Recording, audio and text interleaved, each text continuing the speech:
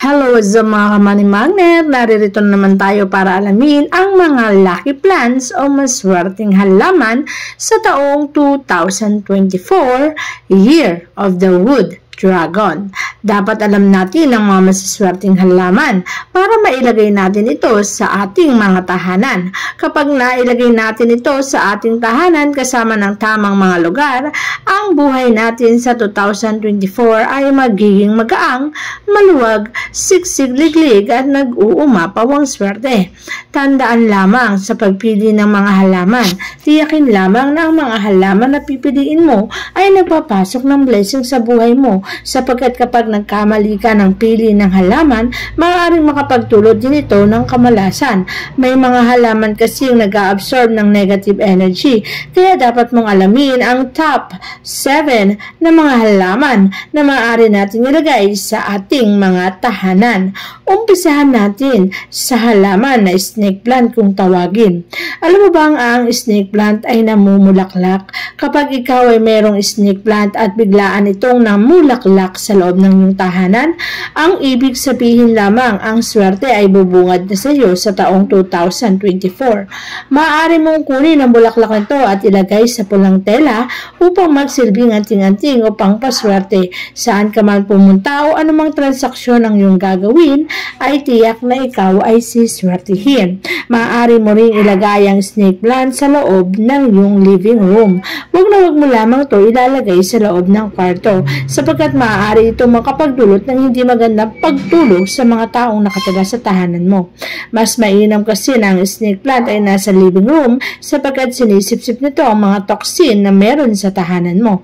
At habang sinisipsip niya ang mga toxin na yan, ay naiiwasan din ang pagdami ng negatibong enerhiya, kung kaya't ang swerte ang papasok at dadaloy sa tahanan mo.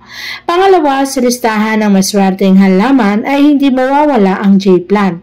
Ang bilugang hugis ng jade plant o halaman na jade plant ay nagsisimbolize ng pera o maraming pera.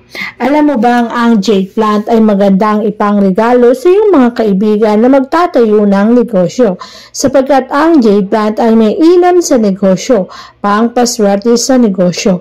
Kahit anong uri ng negosyo pa yan, mapa-online business o kaya naman traditional business. Kapag merong jade plant sa mga negosyo mo, ang mga ito ay magtatagumpay at magbibigay sa iyo ng maraming kaperahan. At kapag ito ay nilagay mo sa tahanan mo, magsisilbi itong dating ng pera at blessing ay magtutuloy-tuloy sa buhay mo. Kaya naman ang jade plant ay napakaswerte. Ilagay mo to sa tahanan mo para ikaw ay swertihin at magkaroon ng maraming blessing sa buhay mo. At syempre, hindi mawawala ang pampaswerteng palm tree o palm plant. Kapag ito rin ay nasa tahanan mo, mainam itong ilagay sa loob ng living room kung ito ay maliit pa lamang.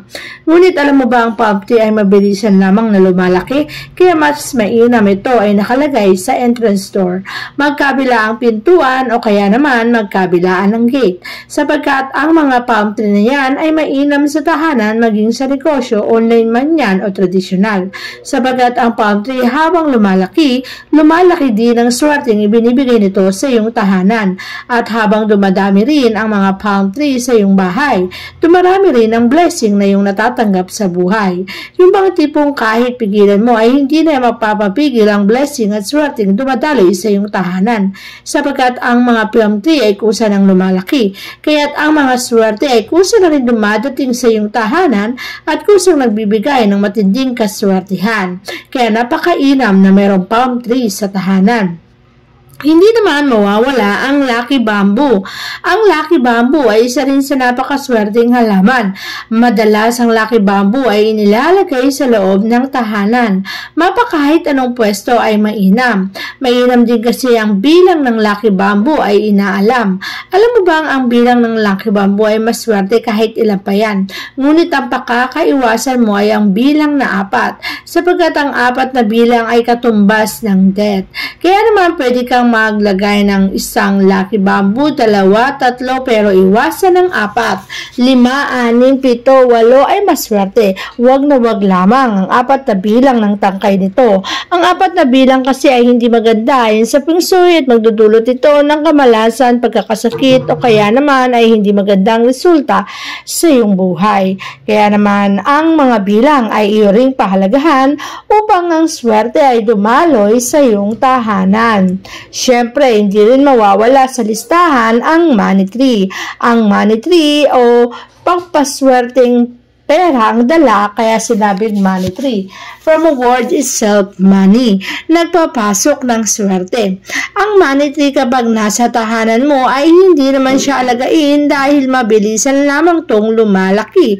Konting tubig lamang nito ay agaran din naman itong nabubuhay at bihirang namamatay. Sapagkat ang mga money tree na yan ay napakaswerte rin sa iyong tahanan. Mas mainam na ang money tree ay ipwesto mo sa southeast sector ng iyong tahanan. Ang southeast sector ng tahanan ay malolocate lamang kung saan ito ay tinatawag na wealth area. Ang wealth area na yan ay nagpapasok ng pera o nagpapaikot ng kaperahan sa buong tahanan. Kapag dito mo pa na ilagay ang money tree, ay makapagdudulot ito ng maswerteng pera at blessing sa buhay mo.